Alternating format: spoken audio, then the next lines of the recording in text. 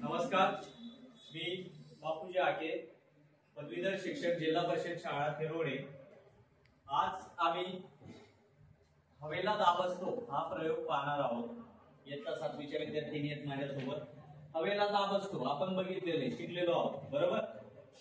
कुठलीही हवा असेल तर त्या हवे प्रत्येक आपल्या सभोवती काय असतं आणि या वातावरणामुळे काय होतो, हवेचा दाब निर्माण होतो।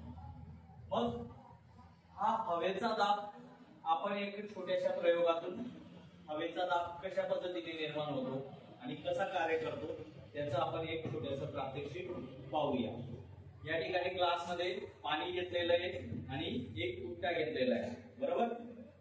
तर काय करायचं, सुरुवातीला हा पुट्टा पाण्यावर ठेवायचा, थोडासा ग्लास पूर्ण न भरता त्याला थोडा रिकामा ठेवायचा, जेणेकरून त्याच्यामध्ये थोडीफार हवा राहील आणि ती हवा म्हणजेच काय होईल, तिच्यामुळे दाब निर्माण होईल पाण्यावर। पुट्टा घ्यायचा, पुट्टा वरून ठेवायचा आहे, परिपूर्ण पॅक करायचा, हात दाबायचा आहे, म्हणजे जेणेकरून कुठेही हवा लिकेज होणार नाही असं लक्षात घ्यायचं। आणि त्याच्यानंतर काय करायचं, ग्लास एकदम सरळ उलट करायचा आहे, पाणी लिकेज न होता हळूच आपला खालचा जो हात आहे तो बाजूला करायचा आहे। आणि काय होतं, या ठिकाणी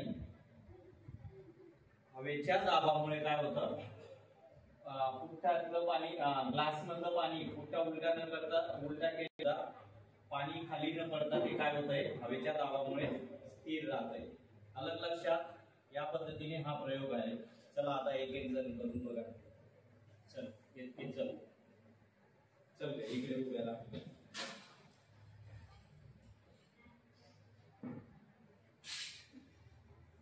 वरून उलट सरळ एका फटक्यात उलटा करायचा, हा दाबून दे आणि हळूच हात बाजूला कर। ओके, दाब आता। चल तनुजा तू ट्राय कर। म्हणजेच काय, हवेला दाब असतो, खालची हवा जी असते, ग्लास मधली हवा जी असते ती हवा वरती जाते आणि त्याच्यामुळे दाब निर्माण होतो आणि म्हणून ते पाणी खाली पडत नाही, ग्लासातलं पाणी खाली येत नाही।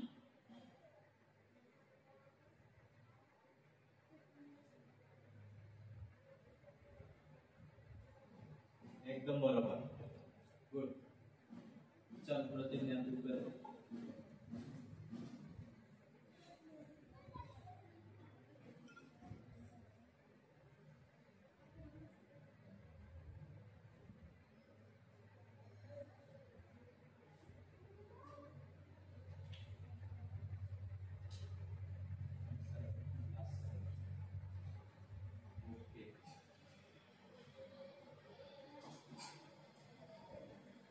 चल देखना चल।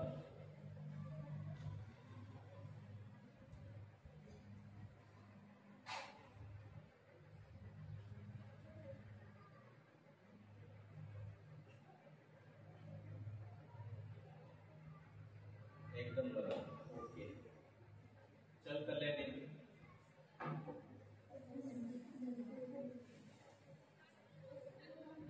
पाणी पडतं का बरं खाली?